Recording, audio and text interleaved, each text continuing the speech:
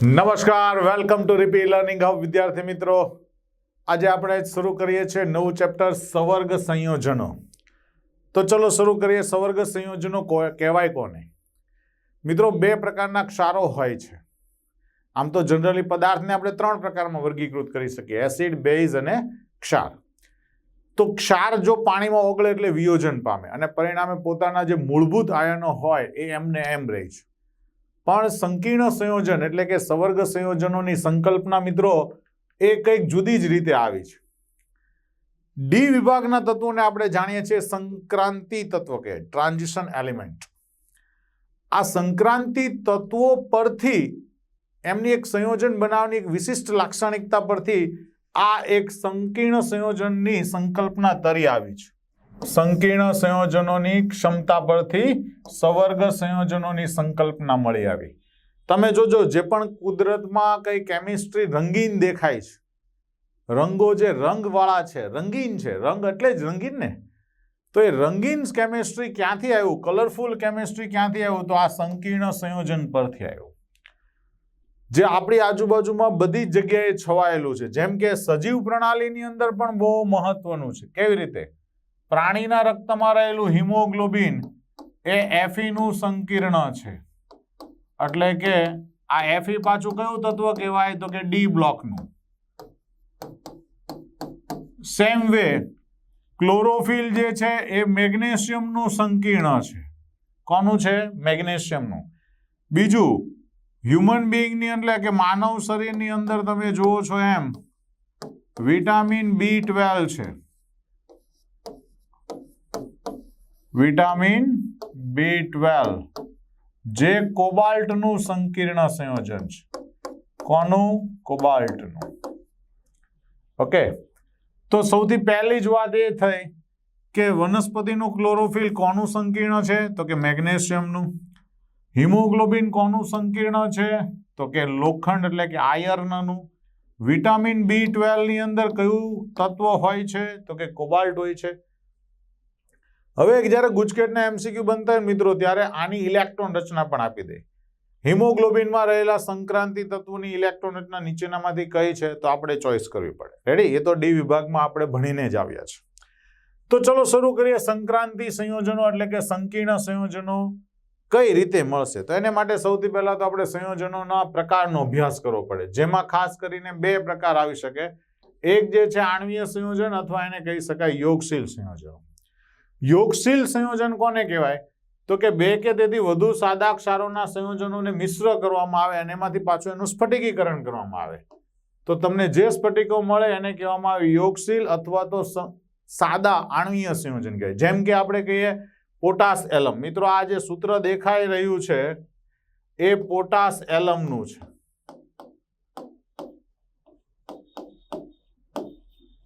એમાં K2SO4 નું જલીય દ્રાવણ લીધું હોય, એલ્યુમિનિયમ સલ્ફેટનું જલીય દ્રાવણ લીધું હોય, અને આ જલીય દ્રાવણ જે મળ્યું છે એની અંદરથી આપણે એનું સ્ફટિકીકરણ કરીએ છીએ. એટલે જે સંયોજન મળે છે એ પોટાશ એલમ છે, જેને આપણે યોગશીલ સંયોજન પણ કહી શકીએ અને આને તમે દ્વિક્ષાર પણ કહી શકશો. રેડી? આવા જ ઘણા બધા પણ ઉદાહરણ છે. બીજું સંયોજન છે, એને આપણે બે ટાઈપમાં વર્ગીકૃત કરી શકીએ. આણ્વીય સંયોજન અથવા તો યોગશીલ સંયોજનોને કેટલા પ્રકારમાં વર્ગીકૃત કરી શકીએ છીએ? બે. એમાંનું પહેલું છે દ્વિક્ષાર. દ્વિક્ષાર એ જ યોગશીલ સંયોજન કહી શકાય. અને બીજો ટાઈપ જે છે એ છે સવર્ગ સહસંયોજક અથવા તો સંકીર્ણ સંયોજનો. બરાબર યાદ રાખજો, આ બંનેની અંદર એક માઇન્યોર ડિફરન્સ છે. કયો? તો કે દ્વિક્ષાર કોને કહેવાય? દ્વિક્ષાર અથવા તો લેટાઇસ સંયોજનો કોને કહીશું? તો એવા યોગશીલ સંયોજનો કે જે સંપૂર્ણપણે આયનીકરણ પામે છે. એટલે એનો મતલબ એમ થયો કે એના આયનોની આપણે પરખ કરી શકીશું.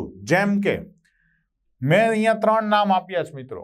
એક છે પોટાશ એલમ, બીજું છે ફેરસ એમોનિયમ સલ્ફેટ જેને મોહર ક્ષાર કહી શકાય, અને ત્રીજું છે કાર્નેલાઇટ જેને પોટાશ મેગ્નેસિસ પણ કહી શકાય.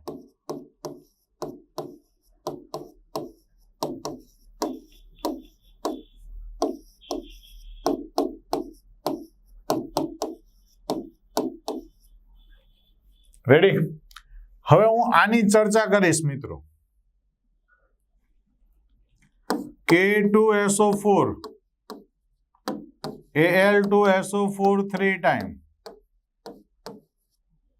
24 H2O આની અંદર મિત્રો K પ્લસ પણ મળે છે જેની તમે હાજરી ચેક કરી શકો. કેવી રીતે? તો કે આની અંદર તમે જેવું પિક્રિક એસિડ ઉમેરશો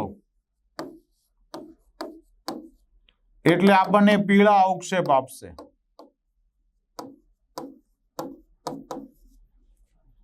એલ્યુમિનિયમ +3 ની હાજરી ચેક કરી શકાય.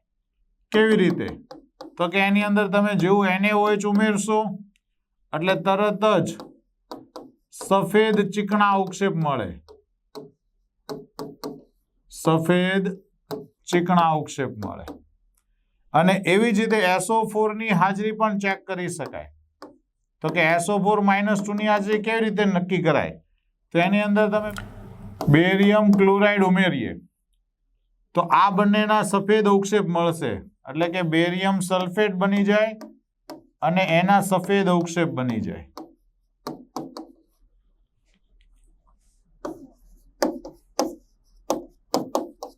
તો એનો મતલબ એમ થયો કે આપેલો ક્ષાર જે છે એના plus ion, -2 ion, plus ion અને -2 આયન આ બધાની આપણે કસોટી કરી શકીએ છીએ, પ્રમાણ આપી શકીએ છીએ.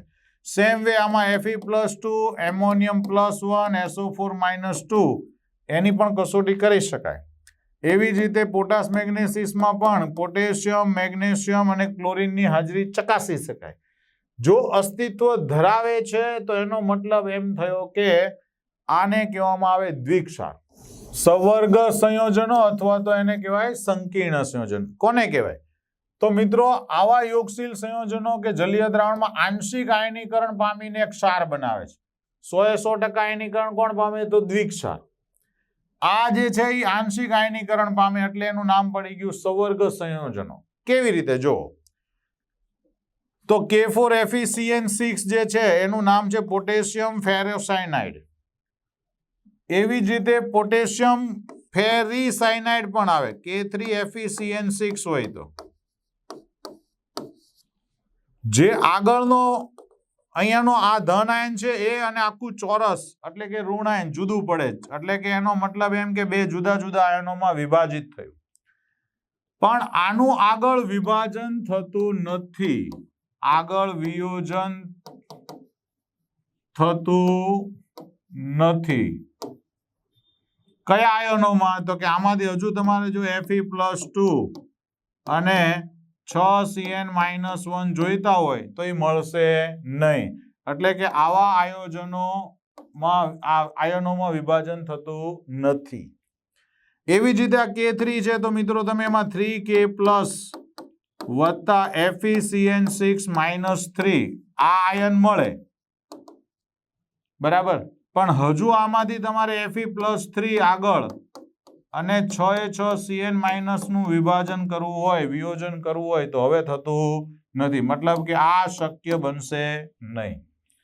તો એટલે જ આવું ચોરસ બોક્સ વાળું જે પણ સંયોજન દેખાશે મિત્રો એને આપણે કયા નામે ઓળખશું? સંકીર્ણ સંયોજન. રેડી?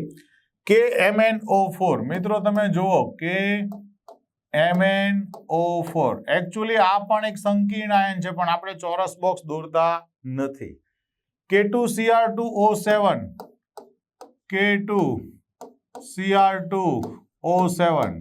આપણે ઓર્ગેનિકમાં ઘણીવાર આનો ઓક્સિડેશન કરતા તરીકે ઉપયોગ કરીએ છીએ પરંતુ છે સંકીર્ણ સંયોજન. ઓકે, તો આ વાત થઈ સંકીર્ણ સંયોજન જેમાં ધન આયન અને ઋણ આયન અલગ થશે પરંતુ ઋણ આયનના હજુ આગળ વિભાજન કરી શકે એવા આયનો મળતા નથી. નેક્સ્ટ આવે છે મિત્રો લિગાન્ડના આધારે વર્ગીકરણ. સૌથી પહેલો પ્રશ્ન તો એ થાય કે લિગાન્ડ શું છે? તો મિત્રો લિગાન્ડ એટલે કે કોઈ પણ સંક્રાંતિ જે ધાતુ આયન હોય એ ધાતુ આયનને ઇલેક્ટ્રોન યુગ્મ દાન કરે તેવા તટસ્થ અણુ, ઋણ આયન કે ધન આયન આને આપણે કહી દઈશું લિગાન્ડ. લિગાન્ડને આપણે એલ વડે દર્શાવી. ઓકે, ચલો લિગાન્ડના આધારે બે પ્રકાર પડે, એક હોમોલેપ્ટિક અને એક હિટ્રોલેપ્ટિક. હોમોલેપ્ટિકનો મતલબ એવો થાય કે જો બધા જ લિગાન્ડ એક સરખા હોય, સમાન લિગેન્ડ, તો એને કહેવાય હોમોલેપ્ટિક. દાખલા તરીકે અહીંયા જો 6 લિગેન્ડ જોડાયેલા છે, બધા એક જ છે, તો એને કહેવાય હોમોલેપ્ટિક. હમણાં જ તમે સૂત્ર ભણ્યા K4FeCN6. જો 6 એક જ પ્રકારના લિગેન્ડ છે, એટલે આને પણ કયું કહેવાય? હોમોલેપ્ટિક. પણ જો જુદા જુદા પ્રકારના લિગેન્ડ હોય તો એને કહેવામાં આવે હિટ્રોલેપ્ટિક. દાખલા તરીકે તમે જુઓ, અહીંયા આ લિગેન્ડ છે અને આ પણ એક લિગેન્ડ છે. આ તટસ્થ લિગેન્ડ છે, જ્યારે આ ઋણ આયન છે, એટલે આપણે આને શું કહીશું? હિટ્રોલેપ્ટિક. EN શું છે મિત્રો? તો EN એટલે CH2CH2. એક NH2 અહીંયા છે અને બીજો NH2 અહીંયા છે, જેનો આ નાઇટ્રોજન એ ઇલેક્ટ્રોન યુગ્મનું દાન કરવાનો છે. બરાબર. આનું નામ છે ઇથેન 1,2 ડાયોએમાઇન. ઇથેન 1,2 ડાયોએમાઇન, જેમાં કોમા આવશે નહીં. રેડી? ઇથેન 1,2 ડાયોએમાઇન એટલે આ તટસ્થ છે, જ્યારે આ Cl કેવો છે? ઋણ આયન છે. તો બે જુદા જુદા પ્રકારના લિગેન્ડ થયા, એટલે એને કહેવામાં આવે હિટ્રોલેપ્ટિક. ઓકે, તો આ બધા જ સંયોજનોનું વર્ગીકરણ અહીંયા સમાપ્ત. તો મિત્રો હવે આપણે કેટલાક શબ્દોને સમજવા છે, કેટલાક શબ્દોની સમજૂતી.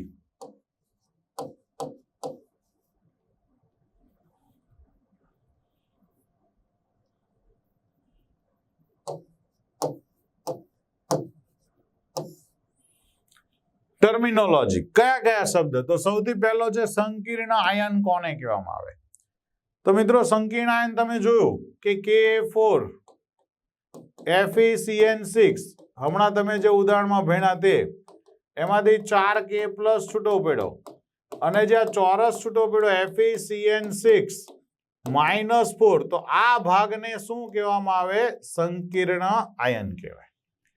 જે ચોરસ ભાગમાં જે છે એને કહેવાય સંકીર્ણ આયન. બીજું છે કેન્દ્રસ્થ ધાતુ આયન. તો અહીંયા જે ધાતુ આયન જોડાયેલો છે ચોરસમાં, કે જે ઋણ આયન લિગેન્ડ સાથે જોડાયેલો હોય અથવા તો તટસ્થ અણુ સાથે જોડાયેલો હોય અને સંકીર્ણ આયન બનાવે છે, એને કહેવામાં આવે કેન્દ્રસ્થ ધાતુ આયન કહેવામાં આવે. દાખલા તરીકે એક બીજું ઉદાહરણ આપીએ. જો કોબાલ્ટ સાથે NH3 6 ટાઈમ જોડાયેલું છે અને 12 Cl3 છે, તો આ જે ધાતુ આયન છે એ તટસ્થ અણુ લિગેન્ડ સાથે જોડાયેલો છે. અહીંયા ધાતુ આયન જે છે એ ઋણ આયન લિગેન્ડ સાથે જોડાયેલો છે, તો એને કહેવામાં આવે ધાતુ આયન. બીજું, ધાતુ આયન પોતે ઇલેક્ટ્રોન યુગ્મ સ્વીકારે છે, જે સ્વીકારે ને મિત્રો એને કહેવામાં આવે લુઈસ એસિડ કહેવાય. શું કહેવામાં આવે? Louis acid. અને લિગેન્ડ બધા જ ઇલેક્ટ્રોન યુગ્મ દાન કરે છે. આ લિગેન્ડ શું કરશે? ઇલેક્ટ્રોન યુગ્મ દાતા છે, એટલે આને કહેવામાં આવે લુઈસ બેઝ કહેવાય.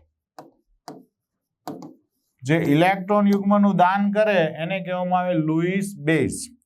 હવે તમે જો, આ ધાતુ આયન છે, આ લિગેન્ડ છે, લિગેન્ડ પોતાનું ઇલેક્ટ્રોન યુગ્મ આને દાન કરે છે, તો આ જે બંધ બને એને કહેવામાં આવે સવર્ગ સહસંયોજક બંધ કહેવાય. કયો બંધ કહેવાય? સવર્ગ સહસંયોજક બંધ. એટલે વિદ્યાર્થી મિત્રો તમારે આખા કોમ્પ્લેક્સમાં એ યાદ રાખવાનું, કોઈ પણ જગ્યાએ સવર્ગ સહસંયોજક બંધ એટલે કયું? તો કે લિગેન્ડે આપેલા ઇલેક્ટ્રોન યુગ્મની સંખ્યા. રેડી? ચાલો, પછી આવે છે સવર્ગાંક. સવર્ગાંક એટલે શું? તો જે ધાતુ આયન સાથે સવર્ગ સહસંયોજક બંધ બનાવે, બંધની સંખ્યાને કહેવામાં આવે સવર્ગાંક. હવે મિત્રો અહીંયા તમે જુઓ તો દરેક એમોનિયા જે છે પોતાનું એક ઇલેક્ટ્રોન યુગ્મ આને આપે, તો કુલ કેટલા થશે? 6. એટલે આ કોબાલ્ટનો સવર્ગાંક કેટલો થાય? તો કે આ સંખ્યા જેટલી હોય એટલી 6.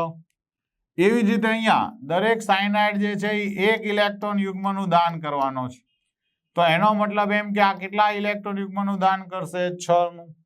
તો Fe નો સવર્ગાંક કેટલો ગણાશે? 6. રેડી? સેમ વે અહીંયા પણ તમે જુઓ તો કોબાલ્ટનો સવર્ગાંક કેટલો ગણાશે તો કે 6. ઓકે, ચાલો નેક્સ્ટ વાત કરીએ મિત્રો સવર્ગ વર્તુળ.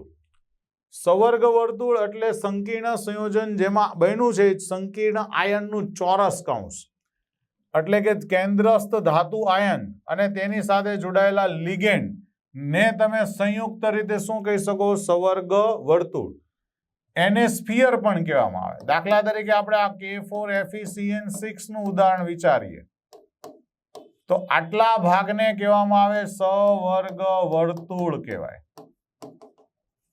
શું કહેવામાં આવશે? સવર્ગ વર્તુળ. રેડી? ચલો એને આપણે ક્લિયર કરી દઈએ. નેક્સ્ટ મિત્રો સવર્ગ વર્તુળને કૌંસની અંદર લખવામાં આવે, એટલે કે તમે જોઈ શકો છો આ ચોરસની અંદર લખેલું એ સવર્ગ વર્તુળ થયું. કૌંસની બહારનો ક્ષેત્ર એને આયનીકરણ ક્ષેત્ર કહેવામાં આવે, જેને કાઉન્ટર આયન કહેવામાં આવે. દાખલા તરીકે આની પાછળના ભાગમાં જ આમાં હું તમને પૂરું કરી દઉં તો કે કોબાલ્ટ NH3 6 ટાઈમ છે અને પાછળ મેં લખ્યું છે Cl3, તો આ જે બહારના આયન જે લખ્યું છે આયરુઆ એને કહેવામાં આવે કાઉન્ટર આયન અથવા તો આયનીકરણ ક્ષેત્ર. સવર્ગ ક્ષેત્રમાં હાજર ઘટકોનું આયનીકરણ થતું નથી, મતલબ અંદરના જેટલા ચોરસ કૌંસની અંદર ગોળ કૌંસ લખ્યા હશે એ ક્યારેય છૂટા પડશે નહીં. ચોથી વાત, આયનીકરણ વર્તુળ હાજર ઘટકોનું આયનીકરણ થાય છે, મતલબ કે આ આખામાં જેટલા દોરવ છે આ ચોરસ પણ છૂટો પડે, આ ક્લોરીન પણ છૂટો પડે. મિત્રો બીજું એક ઉદાહરણ આપી દઈએ. K4FeCN6 છે, મતલબ તો આને હું અહીંયા આમ કરી દઉં તો આ આપણું આયનીકરણ ક્ષેત્ર થયું. તો એમાં 4K+ અને આ આખું FeCN6 -4 એ બંને આયનો છૂટા પડે. પણ એ સવર્ગની અંદર જે દોરેલા છે એટલે કે ચોરસ કૌંસમાં જે છે આ બંને આયનો પાછા આગળ છૂટા પડતા નથી. ઓકે, ચાલો એવું જ એક અહીંયા આપણે આખું સૂત્ર મૂક્યું છે મિત્રો, જે આ જે છે એ જ અહીંયા મૂક્યું છે, તમે બરાબર જોજો. તો મિત્રો આને આપણે મધ્યસ્થ ધાતુ આયન કહીશું. મધ્યસ્થ ધાતુ આયન. એવી રીતે આ છે લિગેન્ડ જે એમોનિયા જોડાયેલા છે અને આ ચોરસ કૌંસ અહીંયા પૂર્ણ થશે, અહીંયા નહીં પૂર્ણ થાય. રેડી? SO4 બહારનો છે જેને પ્રતિ આયન કહેવામાં આવે. આ ગુજરાતીમાં થશે સવર્ગ વર્તુળ, કોઓર્ડિનેશન સ્ફિયર ને. એમોનિયા કેટલા ઇલેક્ટ્રોન યુગ્મ આપે છે? તો 4 વખત ઇલેક્ટ્રોન યુગ્મ આપે છે, એટલે આ 4 ને કહેવાય કોબાલ્ટનો સવર્ગાંક કહેવાય. શું કહેવાય છે? સવર્ગાંક. ઓકે, તો આ થઈ ગયું મિત્રો આપણું ખાસ કરીને સવર્ગ વર્તુળની અંદર આવતા બધા જ ઘટક આયનોની સમજૂતી. ક્લિયર? તો મિત્રો હજી આપણે એક ઉદાહરણ લઈને સમજીએ. ચાલો માની લો કે આપણે આ K4FeCN6 લીધું. K4FeCN6 બરાબર. તો મિત્રો આ જે છે એ મધ્યસ્થ આયન થયો.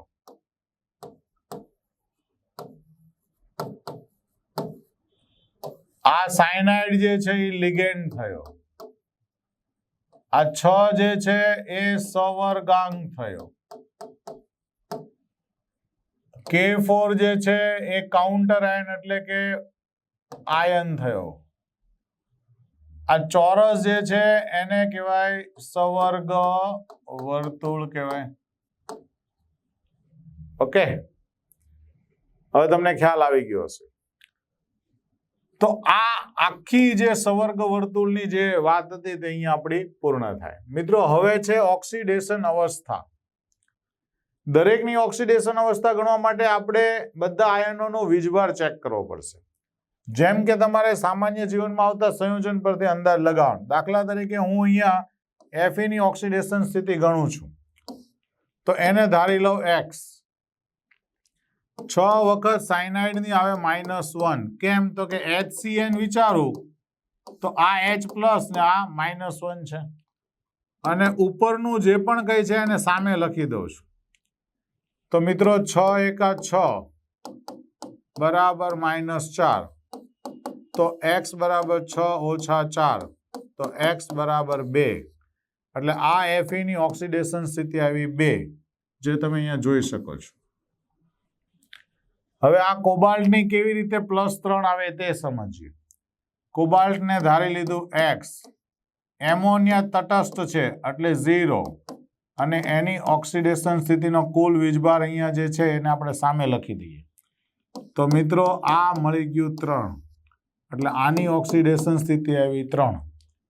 હવે આવે છે આ નિકલ ટેટ્રાકાર્બોનિલમાં. નિકલને ધારીએ આપણે x, કાર્બન મોનોક્સાઇડ પણ તટસ્થ જ અણુ છે અને ઉપર પણ 0 છે, કઈ નથી તો 0. તો એનો મતલબ એમ થયું કે આમાં એની ઓક્સિડેશન સ્થિતિ પણ કેટલી છે? 0. તો મિત્રો આવી રીતે તમે કોઈ પણની ઓક્સિડેશન સ્થિતિ ગણી શકો છો. રેડી?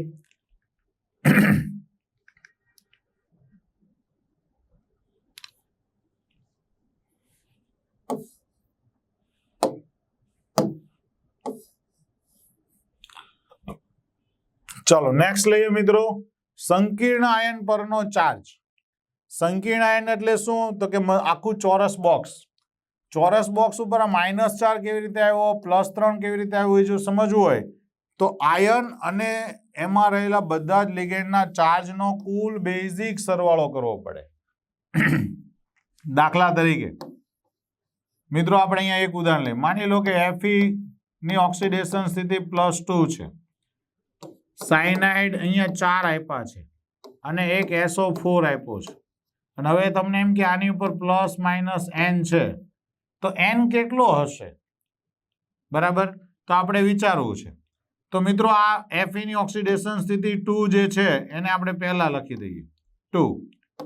6 વખત સાયનાઇડની -1. હવે આ બધાનો બેઝિક સરવાળો કરીએ તો 2 - 6 બરાબર -4. તો આ ક્યાં હશે? તો કે અહીંયા હશે. રેડી? ચાલો નેક્સ્ટ વાત કરીએ લિગાન્ડ.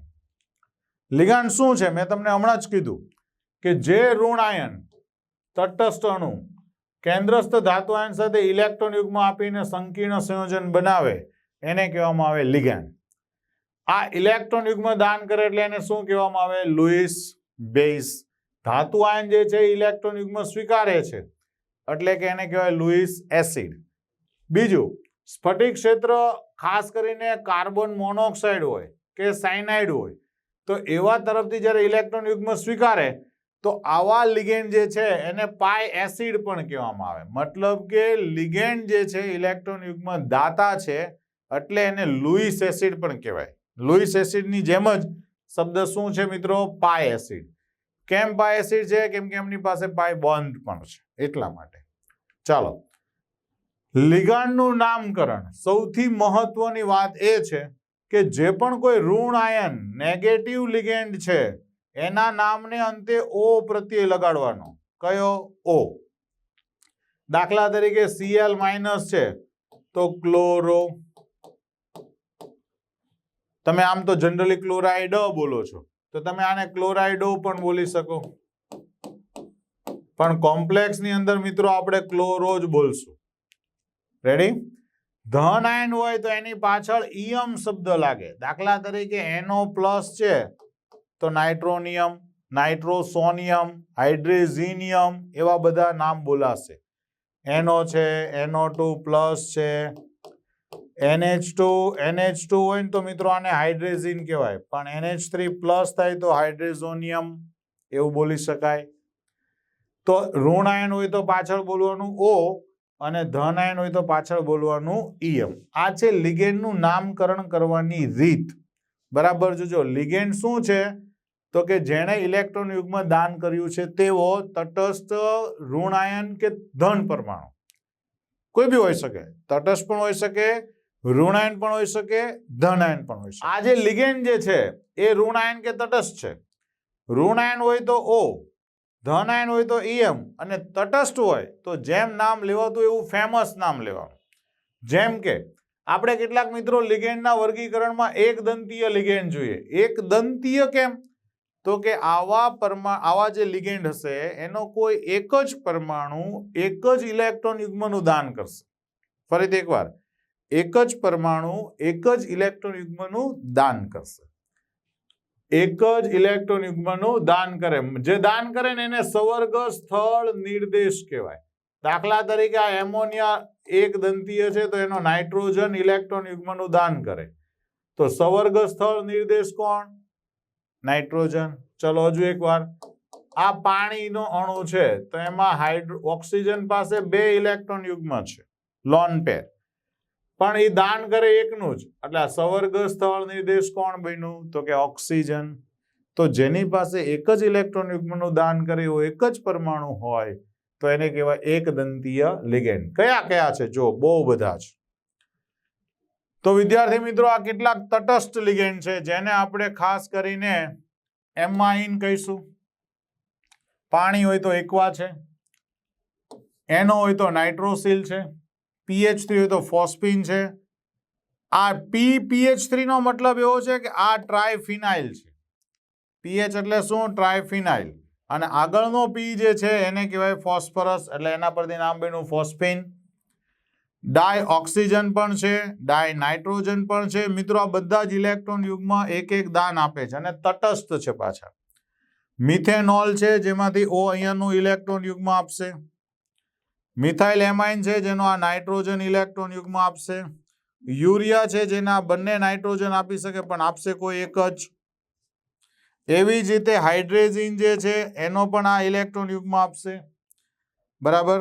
પછી ડાયમિથાઇલ ઇથર જે છે એમાં ઓક્સિજન પાસે 2 ડબલ ડોટ હોય તો એ આપી દેશે. કાર્બોનિલમાં કાર્બન પણ આપી શકે, ઓક્સિજન પણ આપી શકે, ને થાયોકાર્બોનિલમાં પણ કાર્બન આપી શકે. તો આ બધા તટસ્થ છે. જો તટસ્થના ફેમસ નામ છે. જ્યારે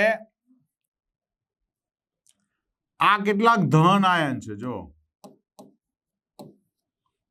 આપણે એવું ક્યારેય નહીં માનવાનું કે ધન આયન ઇલેક્ટ્રોન યુગ્મ લે, આપે નહીં. આપી શકે કોમ્પ્લેક્સ કમ્પાઉન્ડમાં. જો O2+ છે જેને ઓક્સિજેનિયમ કહેવાય. પાછળ જો નિયમ શબ્દ આવી ગયો, ઈયમ. NO+ છે એને નાઇટ્રોસોનિયમ કહેવાય. આ શબ્દ બહુ ઝડપથી યાદ રહેવો છે. અને NO2+ હોય તો આ 100 શબ્દ કાઢી નાખો મિત્રો, નાઇટ્રોનિયમ. જો NH2 NH3+ હોય, મેં તમને હમણાં જ કીધું હતું, તો એને હાઇડ્રોઝોનિયમ કહેવામાં આવે. હાઇડ્રેઝિન માંથી હાઇડ્રાઝોનિયમ. ઓકે, ચાલો. એવી જ રીતે ઋણ આયન હોય તો પાછળ O શબ્દ બોલો. F- તો fluoro, Cl- chloro, Br- bromo, iodine - iodo, O-2 oxo, S-2 સલ્ફો, OH- હાઇડ્રોક્સો. આ મિથોક્સી ગ્રુપ છે, એમાંથી બેનો મિથોક્સો. આ O2- છે સુપરઓક્સો, O2-2 પેરોક્સો, N-3 નાઇટ્રિડો, N3-1 એઝિડો. જોજો આ બંનેની અંદર આ એકચ્યુઅલી ચેપ્ટર નંબર 1 ધોરણ 11 માં પણ પૂછાય એવું છે. N-3 અલગ છે અને N3-1 અલગ છે. તમારે પ્રિન્ટિંગ મિસ્ટેક સમજવી નહીં, યાદ રાખજો. તમે કદાચ યાદ જ હશે બેરિયમ એઝાઇડ. મિત્રો, આ N3 ટ્વાઇસ જે છે એને તમે જેવું ગરમ કરશો એટલે બેરિયમ છૂટું પડી જશે અને નાઇટ્રોજન જે છે એના 3 મોલ મળે જે અતિ શુદ્ધ છે. યાદ આવે છે કઈ? P બ્લોકમાં. રેડી? એટલે એઝિડો સમૂહ છે. NH2- હોય તો એમિડો કહેવાય. જોજો NH2- અને NH-2 હોય, જો આ બંનેમાં પણ એક કોમ્પ્લેક્સ થાય એવું છે, એને ઇમિડો કહેવાય. આનો સ્પેલિંગ IMIDO છે, ઇમિડો. H- ને હાઇડ્રાઇડો પણ કહેવાય, હાઇડ્રિડો પણ કહેવાય. એકચ્યુઅલી હાઇડ્રાઇડ આયન છે, વાહે O બોલો, હાઇડ્રાઇડો. પણ એનો સ્પેલિંગ આપણે ઇંગ્લિશનું કમ્પ્લીટ ગુજરાતી લખીએ ને એટલે હાઇડ્રિડો બોલાય. ઓકે, તો આ થઈ ગયા બધા જ પ્રથમ એક દંતીય ઋણ આયન લિગેન્ડ. મિત્રો, બરાબર આને જોયા જ કરજો અને આનું નામ વારંવાર વાંચજો. ચાલો, નેક્સ્ટ આવે છે દ્વિદંતીય લિગેન્ડ. દ્વિદંતીય લિગેન્ડનો મતલબ શું થાય? કે જે 2 ઇલેક્ટ્રોન યુગ્મનું દાન કરે એને કહેવામાં આવે દ્વિદંતીય લિગેન્ડ. શું કહેવામાં આવે? દ્વિદંતીય લિગેન્ડ. આ દ્વિતીય લિગેન્ડ લખ્યું છે ને એ દ્વિદંતીય લિગેન્ડ છે મિત્રો. કેવી રીતે? જો આ ઇથેન 1,2 ડાયમાઇન છે જેનું સૂત્ર છે EN. એને ઇથિલિન ડાયમાઇન સામાન્ય ભાષામાં કહેવાય, પરંતુ આ ઇથેન 1,2 ડાયમાઇન રાસાયણિક રીતે આપણે IUPAC બોલીએ ને તો એને બોલાશે ઇથેન 1,2 ડાયમાઇન. ઇથેન 1,2 ડાયમાઇન. તમે જો ધાતુ આયન સહિત 1, 2, 3, 4 અને 5 કાર્બનોની એક રિંગ બને છે. જે રિંગ બનાવતા હોય ને એને કિલેટ લિગેન્ડ પણ કહેવાય, જે આપણે હમણાં ટોપિકમાં જોઈશું. આવા બહુ બધા છે મિત્રો, જેમ કે પ્રોલિન ડાયમાઇન છે, પણ પ્રોપાઇલિન ડાયમાઇન પણ કહી શકાય. જો 3 કાર્બનની ચેન એમાં પ્રોપિલિન થયું તો પ્રોપિલિન ડાયમાઇન પણ કહી શકાય. તો એક NH2 નો ઇલેક્ટ્રોન યુગ્મ બીજા NH2 નો ઇલેક્ટ્રોન યુગ્મ એમ કરીને આપે છે. આમાં પણ જો 1, 2, 3, 4 અને 5 સભ્યની બનેલી એક રિંગ છે. ઓકે, નેક્સ્ટ આવે છે મિત્રો ડાયમિથાઇલ ગ્લાયોક્સાઇમ, અથવા આ છે બ્યુટિલિડિન ડાયમાઇન છે. તો તમે આમાં પણ જો 5 સભ્યોની રિંગ, આ 4 ને આ 1, 5, એની 5 સભ્યોની કિલેટ રિંગ બની. ત્યાર પછી છે મિત્રો ડાયપિરિડિનિલ. હવે આ જો એક બેન્ઝીન વલયમાં જો N આવે એટલે આને હેટ્રોસાયક્લિક એરોમેટિક કમ્પાઉન્ડ કહેવાય. જેના 2 બેન્ઝીન વલય સાથે આ જોડાય તો એને ડાયપિરિડિન કહેવામાં આવે. તો 2 પિરિડિન જે છે એમાંથી પણ એક રિંગ બની છે. એની જેવું જ છે મિત્રો ઓક્ઝલેટો આયન. તો ઓક્ઝલેટોમાં અહીંયા એક C સમજવાનો, અહીંયા પણ એક C સમજવાનો. તો C ડબલ બોન્ડ O આવી રીતનું આયન છે, જેને મેં અહીંયા આવી રીતે લખેલું છે. તો આનો O અને આનો O એક રિંગ આપે છે, એટલે આ પણ એક કિલેટ લિગેન્ડ થયો. અને છેલ્લું છે મિત્રો ગ્લાયસિનેટો. ગ્લાયસિનેટો તો NH2 એક ઇલેક્ટ્રોન યુગ્મ આપે, આ ઓક્સિજન એક ઇલેક્ટ્રોન યુગ્મ આપે, એટલે કહેવાય કેવો? દ્વિદંતીય લિગેન્ડ. તમે જો બધામાં ધાતુ આયન તરફ કેટલા એરો છે? 2. મતલબ કે EN માંથી કેટલા એરો નીકળ્યા કહેવાય? 2. PN હોય તો કેટલા એરો નીકળ્યા કહેવાય? 2. BN હોય તો કેટલા એરો નીકળ્યા કહેવાય? 2. એટલે આવા જ્યારે લિગેન્ડની સંખ્યા ગણો ત્યારે એના કરતા ડબલ સવર્ગાંક ગણવો જોઈએ. ઉદાહરણ તરીકે જો માની લો કે મેં એમ લખ્યું કોબાલ્ટ EN 3 ટાઈમ.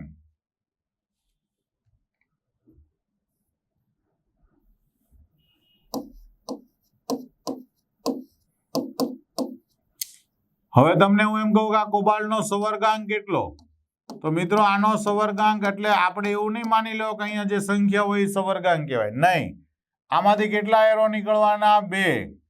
તો એક લિગેન્ડ દ્વારા 2 સવર્ગ સહસંયોજક બન્યા, તો આનો સવર્ગાંક થશે 6. ટૂંકમાં આમાંથી કોઈ પણ એક લિગેન્ડ આવશે તો ડબલ સવર્ગાંક કરવો પડે.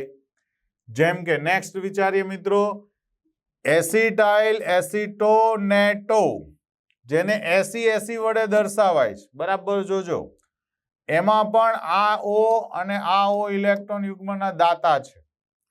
તો મિત્રો આ પણ તમે જુઓ, એકચ્યુઅલી આપણને એમ થાય 1, 2, 3, 4, 5 અને 6 મેમ્બરની બનેલી કિલેટ રિંગ છે. તો આ રિંગ પણ દ્વિદંતીય છે. જો એક એરો અહીંયા આવ્યો અને એક એરો અહીંયા આવ્યો, તો એનો મતલબ એમ કે મેં કોઈ એમ આયન લખી દીધો હોય, માની લો કે મેં મેંગેનીઝ લખી દઉં છું, બરાબર, અને અહીંયા કાઉન્સમાં લખી દઉં AC 3 ટાઈમ, અને આ મેંગેનીઝ લખી દઉં +2. ચાલો, તો હવે આ મેંગેનીઝનો સવર્ગાંક કેટલો? તો વિદ્યાર્થી મિત્રો તમારે યાદ રાખવાનું કે આ જે છે એ દ્વિદંતીય લિગેન્ડ છે. કેવો છે? દ્વિદંતીય. એટલે એનો સવર્ગાંક કેટલો બને? 6 બને. રેડી? ચાલો, રેડી? બધું ક્લિયર કરી દઉં છું. ચાલો નેક્સ્ટ ડાયમિથાઇલ ગ્લાયોક્સાઇમ DMG. વિદ્યાર્થી મિત્રો આના પરથી એક મોસ્ટ ટાઈમ વાત કહી દઉં, આ નિકલ +2 આયનની પરખ કરવા માટે વપરાય. અને આ નિકલ +2 સાથે કેવો રંગ આપશે? તો કે ગુલાબી રંગ આપશે. જો કોઈ દ્રાવણમાં નિકલ +2 હાજર છે તો ચેક કરવા માટે શું કરવામાં આવે? આ ડાયમિથાઇલ ગ્લાયોક્સેમના 2-3 ટીપા નાખવામાં આવે અને જો દ્રાવણ ગુલાબી રંગનું થઈ જાય તો તમારે સમજવાનું કે આપેલો લિગેન્ડ કયો છે? ડાયમિથાઇલ ગ્લાયોક્સાઇડ. ઓકે, ચાલો નેક્સ્ટ. પોલીડિનેટેડ લિગેન્ડ મતલબ બહુદંતીય લિગેન્ડ. ચલો, બહુદંતીય લિગેન્ડ નો મતલબ એવો થાય કે 2 કરતા પણ વધારે એરો આવતા હશે. તમે જોઈ શકો છો મિત્રો, ડાયઇથાઇલ ટ્રાયએમાઇન છે. Diethyl triamine. એક રિંગનો nitrogen, carbon, carbon, nitrogen, carbon, carbon, nitrogen અને કુલ કેટલા સભ્યો બન્યા તો તમે જોઈ શકો છો. બરાબર, આપણે બધા જ ગણીએ તો આ એક બાજુનું આ એક વલય કહેવાય, આ બીજું વલય કહેવાય. તમે જુઓ તો આ 1, 2, 3, 4 અને 5 એટલે મેં અહીંયા લખેલું છે 5 મેમ્બર રિંગ, કેમ કે ડબલ રિંગ થઈ ને. એરો કેટલા આવ્યા? 1, 2 અને 3. ચલો મિત્રો, આ બધું વર્ણન કાઢી નાખું. જો ફરીથી એકવાર, આ એક રિંગ ગણાય, જો આટલી આ, અને આ બીજી રિંગ આમ ગણાય. કેટલા સભ્યોની રિંગ થશે? તો અહીંયાથી 1, 2, 3, 4 અને 5, 5 મેમ્બરની 2 રિંગ. કેટલા સવર્ગાંક ગણાય? 1, 2 અને 3. મતલબ કે એક, આ સ્પેલિંગમાં મિત્રો ડાઈ-EN આવે. તો આપણે એમ પણ કહી શકીએ કે એક ડાઈ-EN દીઠ કેટલા એરો ગણવાના? 3. મતલબ કે જો મેં M સાથે, કોઈ ધાતુ આયન M સાથે ડાઈ-EN ને મેં 2 વાર જોડી દીધા તો આનો સવર્ગાંક કેટલો બનશે? તો આનો સવર્ગાંક બનશે 6. કેમ કે એક માંથી કેટલા તીર આવે છે? 3 તીર આવે. જો ઓકે, તો ચાલો મિત્રો હવે આપણે નેક્સ્ટ લિગેન્ડ લઈએ અને એ છે મિત્રો ડાઇઇથાઇલ ઇથિલિન ડાયમાઇન ટેટ્રાએસિટેટો, EDTA. મિત્રો એનું સૂત્ર અહીંયા લખેલું છે, જેમાંનો આ એક નાઇટ્રોજન ઇલેક્ટ્રોન યુગ્મ દાન કરશે, આ એક ઓક્સિજન દાન કરશે, અહીંયાથી એક ઓક્સિજન દાન કરશે, આ નાઇટ્રોજન ઇલેક્ટ્રોન યુગ્મ આપશે, એવી જ રીતે આ 2 ઓક્સિજન પણ ઇલેક્ટ્રોન યુગ્મ આપશે. હવે એને આપણે દોરવું કેમ? તો મિત્રો આ એક ચોરસ વિચારો, આપણે 6 એરો આવવા દેવાના છે. રેડી? તો સૌથી પહેલી વાત તો આ એક N નાઇટ્રોજન CH2 આ એક નાઇટ્રોજન, 2 નાઇટ્રોજનના ઇલેક્ટ્રોન યુગ્મ મેં દાન કરી દીધા, જે આ પહેલા છે. હવે મિત્રો અહીંયા આ CH2CO સમૂહ જે છે એને હું અહીંયા મૂકું. જો CH2CO અને ડબલ બોન્ડ O. એવી જ રીતે અહીંયા બીજો મૂકી દો, CH2CO double bond O. Ready? Same ઉપર પણ એવું જ વિચારીએ, CH2CO ડબલ બોન્ડ O. એક અહીંયા વિચારીએ, CH2CO ડબલ બોન્ડ O. થઈ ગયું? રેડી? તો આ થયું મિત્રો આખું ધાતુ આયન કોઈ M હોય એને આપેલું એક 6 સંયોજને આપેલું 6 સવર્ગ સહસંયોજક બંધ બનાવ્યો. જો એક જ ધાતુ આયન, ટૂંકમાં એક લિગેન્ડ 6 સવર્ગ સહસંયોજક બંધ બનાવે તો આવું મેગા સંકીર્ણ સંયોજન બને. કેટલું ચક્રીય છે, જો વિચિત્ર. રેડી? ચાલો નેક્સ્ટ લઈએ મિત્રો ઉભયદંતી લિગેન્ડ. ઉભયદંતી લિગેન્ડ કોને કહેવાય? તો કે 2 જુદા જુદા દાન કરનાર પરમાણુ ધરાવતા હોય. આપણે ઘણી વખત જોઈએ તો એક જ વ્યક્તિ 4-5 ભાષા બોલી શકતો હોય તો આપણે કહીએ કે આ વિદૂષક કહેવાય. એમ બહુ બધી ભાષા બોલી શકે છે, બહુ બધા પ્રકારના અવાજ કાઢી શકે. ઘણા છોકરાઓ નથી, કૂતરા બિલાડાના અવાજ બહુ સારી રીતે કાઢતા હોય, તો આ એમાંનો એક પ્રકાર છે. તો બધા જ ઇલેક્ટ્રોન યુગ્મ કોઈ એક જ પરમાણુ દાન કરે એવું નહીં હોય. કેટલાક એવા હોય કે બંને પરમાણુ ઇલેક્ટ્રોન યુગ્મ દાન કરી શકે છે. તો એવા ઇલેક્ટ્રોન યુગ્મ દાન કરી શકતો હોય તો એને કહેવામાં આવે ઉભયદંતી લિગેન્ડ. હા, એક સમયે બેઉ નહીં કરશે, એક સમયે એક જ કરશે. એવા આપણી પાસે 5 થી 6 ઉદાહરણ છે મિત્રો. જો સાયનાઇડ છે તો એમાં સી જો ઇલેક્ટ્રોન યુગ્મનું પણ દાન કરી શકે, એવી રીતે એન પણ ઇલેક્ટ્રોન યુગ્મનું દાન કરી શકે. ધાતુ આયનને નાઇટ્રોજન પણ આપશે અને સાયનાઇડનો સી પણ આપશે. સેમ સાયનેટો સૂત્ર છે CnO, તો O પણ ઇલેક્ટ્રોન યુગ્મનું દાન કરી શકે અને સી પણ ઇલેક્ટ્રોન યુગ્મનું દાન કરે. તમે અહીંયા જોઈ શકો છો, આ અંડરલાઈન કરું તે. આઇસોસાયનેટો તો NCO છે મિત્રો, તો એમાં પણ O કરી શકે અને N પણ કરી શકે. તો તમે જુઓ, આ આઇસોસાયનેટોના નામથી ઓળખી શકાય. આમાં આ આઇસોસાયનાઇડો કહેવાય. એવી રીતે થાયોસાયનેટો, તો થાયોસાયનેટો હોય ને તો SCN બોલવામાં આવે. તો મિત્રો જો S નામ આપતું હોય ઇલેક્ટ્રોન યુગ્મ તો એને થાયોસાયનેટો કહેવામાં આવે, પણ પાછળ S લખી દેવાનું. સેમ વે જો નાઇટ્રોજન આપે તો એને આઇસોથાયોસાયનેટો કહેવાય, એમાં N લખવો પડે. એવી જ રીતે NO2 જે છે એમાં જો O પરમાણુ ઇલેક્ટ્રોન યુગ્મનું દાન કરે તો એને નાઇટ્રાઇટો O કહેવાય. સેમ વે જો N પરમાણુનું ઇલેક્ટ્રોન યુગ્મનું દાન કરે તો એને નાઇટ્રાઇટો N કહેવાય. હવે તમે બરાબર સમજી ગયા છો કે જે પરમાણુની અંદર 2 ઇલેક્ટ્રોન યુગ્મ દાતા છે અથવા 2 જુદા જુદા દાન કરે છે એને કહેવામાં આવે બહુદંતીય અથવા તો એને ઉભયદંતીય લિગેન્ડ કહેવાય. બહુદંતીય તો છે જ, પણ ઉભયદંતીય લિગેન્ડ. અને છેલ્લું મિત્રો આવે છે ફ્લેક્સીડિનેટેડ લિગેન્ડ, મતલબ કે ફ્લેક્સિબલ છે. ઘણીવાર 2 ઇલેક્ટ્રોન યુગ્મ દાન કરવાની ક્ષમતા છે, પણ સામે જોઈએ તો ધાતુ આયન પાસે તો એક જ છે, બરાબર ને? તો એક જ ઇલેક્ટ્રોન યુગ્મ સમાવી શકે એમ છે, તો એ પોતે બદલી જશે, પોતાનો સ્વભાવ સામેની પરિસ્થિતિ સામે બદલાઈ જશે. મિત્રો એક્સિડન્ટ થાય ને ત્યારે આવી જ કોઈ પરિસ્થિતિનું નિર્માણ થતું હોય. જો સામેવાળો બહુ ગરમ હોય ને તો તમારે ઢીલું થઈ જવું પડે, અને જો સામેવાળો ઢીલો હોય તો આપણે ટાઈટ થઈ જવાનું. તો એક્સિડન્ટનો કંઈક મતલબ થાય. જો તમે ઢીલા પડો ને મિત્રો તો જ એનું નિરાકરણ આવે, અને પાલો ઢીલો હોય તો આપણે ટાઈટ થઈ તો આપણે પૈસા વસૂલ કરી શકીએ.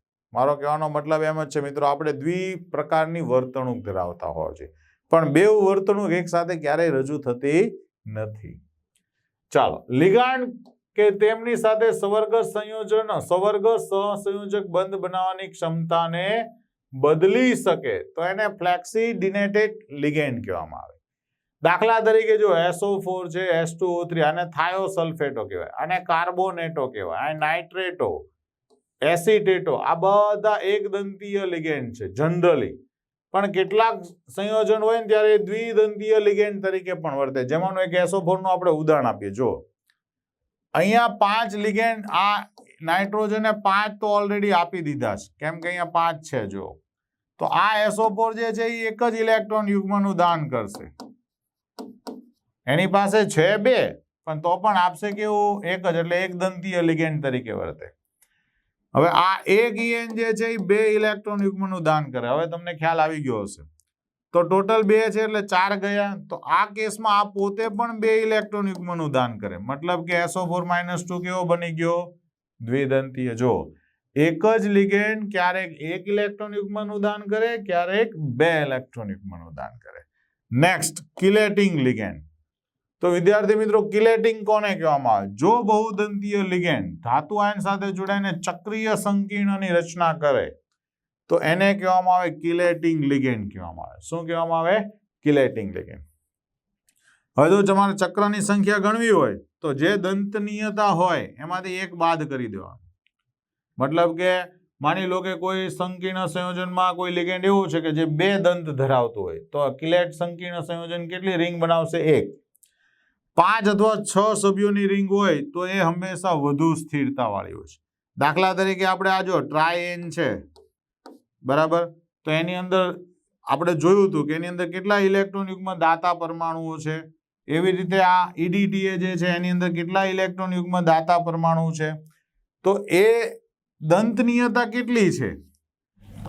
તો મિત્રો આની દંતનીયતા કેટલી છે? તો કે 4. તો 4 - 1 એટલે કેટલી રિંગ બનશે? 3. જ્યારે આમાં 1 ઇલેક્ટ્રોન યુગ્મ તો આપશે એટલે આની દંતનીયતા થશે મિત્રો 5.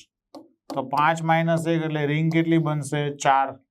રેડી? એટલે કિલેટમાં જેટલી રિંગ બનાવી હોય એને દંતનીયતામાંથી શું કરવું પડશે? બાદ કરવું પડશે.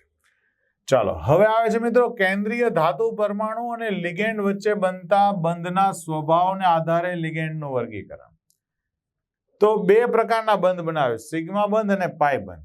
તો એમાં સામાન્ય લિગેન્ડ જે સિગ્મા બંધ બનાવે ને એને કહેવામાં આવે સામાન્ય લિગેન્ડ. દાખલા તરીકે આ બધા બંધ ઇલેક્ટ્રોન યુગ્મનું દાન કરે એટલે એકચ્યુઅલી બને સવર્ગ સહસંયોજક બંધ, અને સવર્ગ સહસંયોજક બંધ બનાવતો એને કહેવામાં આવે સામાન્ય લિગેન્ડ. પણ કેટલાક એવા છે કે જે નોન ક્લાસિકલ લિગેન્ડ અથવા તો પાઈ એસિડ પણ કહેવાય અથવા તો પાઈ સ્વીકારનાર લિગેન્ડ પણ કહેવાય. તો એવા કયા લિગેન્ડ? તો કેટલાક લિગેન્ડ કે જે ધાતુ આયનની અંદર માત્ર ઇલેક્ટ્રોન યુગ્મનું દાન કરીને સવર્ગ સહસંયોજક તો બંધ બનાવે છે, એ તો પાકું, પણ એની સાથે સાથે આયન પાસેથી ઇલેક્ટ્રોન યુગ્મનો સ્વીકાર કરે ને બેક બોન્ડિંગ કહેવાય, જેને સિનર્જિક બોન્ડિંગ કહેવાય. એવાને કહેવામાં આવે પાઈ સ્વીકારનાર લિગેન્ડ કહેવામાં આવે. દાખલા તરીકે કાર્બોનિલ છે, નાઇટ્રોસોનિયમ છે, સાયનાઇડ છે, ટ્રાય આલ્કાઇલ ફોસ્ફીન છે, ટ્રાય આલ્કાઇલ ફોસ્ફીન અથવા ટ્રાય આલ્કાઇલ આર્સિન છે, ટ્રાય આલ્કાઇલ આર્સિન,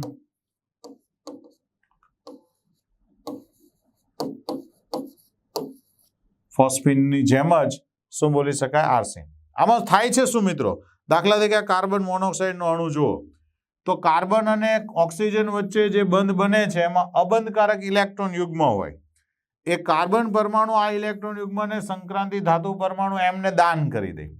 એટલે આને દાન કર્યું એટલે અહીંયા આપણે એક ડબલ આ એરો મૂકી દીધો મિત્રો. આ એરો જે અત્યારે હું દોરી રહ્યો છું એ ઇલેક્ટ્રોન યુગ્મનું દાન એટલે કે સવર્ગ સહસંયોજક બંધ બતાવે છે. પણ હવે એનાથી ઊંધું થશે બીજી બાજુએ. કેવી રીતે?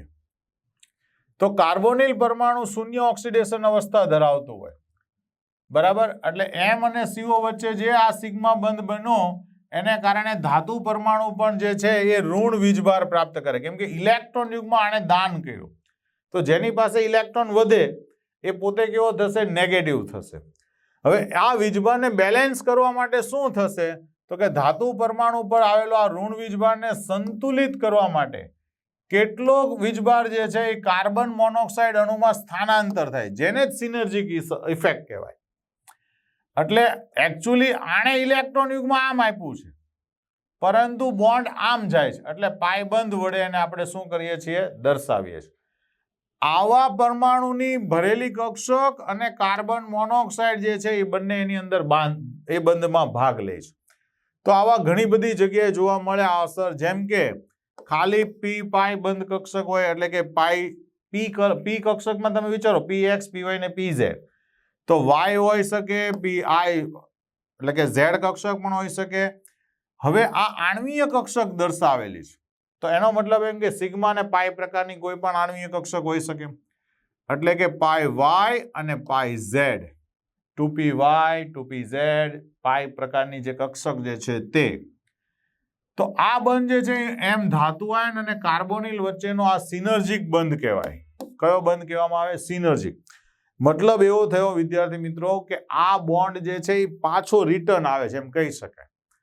ઇલેક્ટ્રોન યુગ્મનું દાન કોણે કર્યું? તો કે કાર્બન મોનોક્સાઇડ.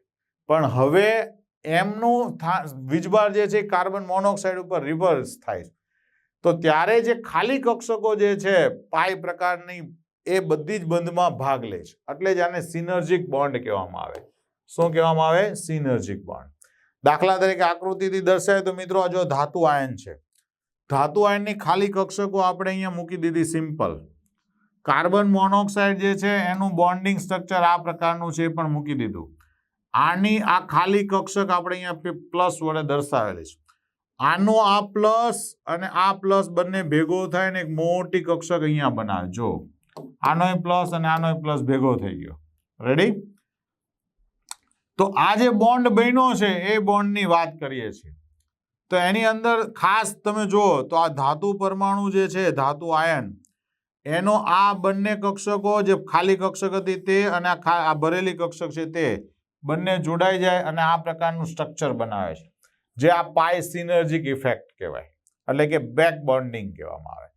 હવે આવું બેક બોન્ડિંગ જે છે એ ક્યાં જોવા મળે? તો પાઈ દાતા અથવા તો પાઈ સ્વીકારનાર લિગેન્ડમાં જોવા મળે.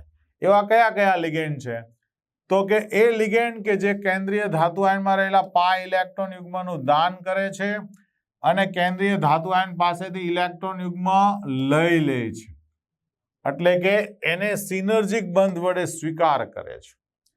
ટૂંકમાં આગળ આપણે જે જોયું એ જે પાઈ બંધ બન્યા સમતલની ઉપર અને નીચે, એ બંધ લઈ લે, ઇલેક્ટ્રોન યુગ્મ લે, એવા લિગેન્ડને કહેવામાં આવે પાઈ સ્વીકારનાર લિગેન્ડ. દાખલા તરીકે કોણ કોણ છે? જો ઇથિલિન છે. હવે ઇથિલિનમાં તમે જુઓ તો આ જે છે એ કાર્બનની સંખ્યા દર્શાવે છે, કાર્બનની સંખ્યા દર્શાવે છે. તો એ કોણ છે? તો કે 2 પાઈ ઇલેક્ટ્રોન દાતા છે. એવી જ રીતે જો બેન્ઝીન જે છે, એ બેન્ઝીનની અંદર તમે જુઓ તો 6 પાઈ ઇલેક્ટ્રોન દાતા છે. રેડી? એવી જ રીતે તમે જુઓ તો સાયક્લોપેન્ટાઇલ ડાઇનાઇલ છે. પેન્ટા ડાઇનાઇલ કેટલા માટે? તો કે અહીંયા 2 બંધ છે એટલા માટે. તો એ પણ 6 પાઈ ઇલેક્ટ્રોન દાતા છે. મિત્રો એવી જ રીતે આવા બીજા કેટલાય ઉદાહરણ લઈ શકાય જે સેન્ડવિચ મોડલ તરીકે ઓળખાતું આ ક્રોમિયમ N6. અહીંયા પણ આ 6 જે છે એ કાર્બનની સંખ્યા જ દર્શાવે છે. ઓકે, આ 6 કાર્બનનું જે વલય જે છે એમાં ક્રોમિયમ જોડાયેલું છે ટૂંકમાં એમ. ફેરોસીન તમે જો બંધારણ દેખાય છે તમારી સામે, આને સેન્ડવિચ સંયોજન કહેવાય. જો આ એકચ્યુઅલી કેવું હોય કે ઉપર નીચે આમ હોય અને વચ્ચેના ભાગમાં ધાતુ આયન હોય. તો આ એક ચક્ર અને આ એક ચક્ર પેન્ટા વલય વાળું છે. જો 5 કાર્બનનું બનેલું વલય છે, એટલે મેં અહીંયા C5H5 લખેલું છે. 2 વાર છે, વચ્ચે Fe છે, એટલે 5 કાર્બનનું વલય. આ 5 કાર્બન છે. જો રેડી? એવી જ રીતે મિત્રો બીજું આવે જેઇસ સોલ્ટ. જેઇસ સોલ્ટની અંદર પણ તમે જો તો સંક્રાંતિ ધાતુ આયન જે છે આલ્કીન દ્વારા બંધ બનાવે. જો આલ્કીન એટલે કોણ? આ ભાગ તમે જો બરાબર, આ ઇથિન છે. જો ઇથિનની સાથે જોડાય છે, જેમાં 2 ઘટકો હોય. પહેલા આલ્કીનના પાઈ ઇલેક્ટ્રોન ઘનતા જે છે ધાતુ પરમાણુની ખાલી કક્ષક સાથે આચ્છંદન પામીને સિગ્મા પ્રકારનો બોન્ડ બનાવે. જયરો આ છે. આ કયો બોન્ડ છે? સિગ્મા. ત્યારબાદ ધાતુ પરમાણુની ભરેલી ડી કક્ષક અને કાર્બન પરમાણુની ખાલી પાઈ સ્ટાર બંધ પ્રતિકારક કક્ષકો વચ્ચે બેક બોન્ડિંગ થાય છે. મતલબ કે આ સિગ્મા બંધ અને આ પાઈ બોન્ડ જે હોય એની વચ્ચે પાછો એક નવો બંધ બને છે. એટલે કહેવાનો મતલબ એમ છે કે આની અંદર બંને પ્રકારનું બંધન જોવા મળે છે. તો ખાસ યાદ રાખજો, જેઇસ સોલ્ટ શું દર્શાવે છે? તો કે બેક બોન્ડિંગ દર્શાવે છે. એમાં કયો બેક બોન્ડિંગ બને?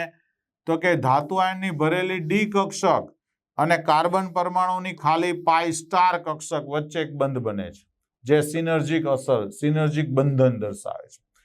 તો વિદ્યાર્થી મિત્રો, આ થયું સંપૂર્ણ વાત જેઇસ સોલ્ટની અને પાઈ દાતા અને પાઈ ઇલેક્ટ્રોન યુગ્મ સ્વીકારનારની. આ સાથે જ અહીંયાનો સેશન સમાપ્ત કરીએ. જય સ્વામિનારાયણ.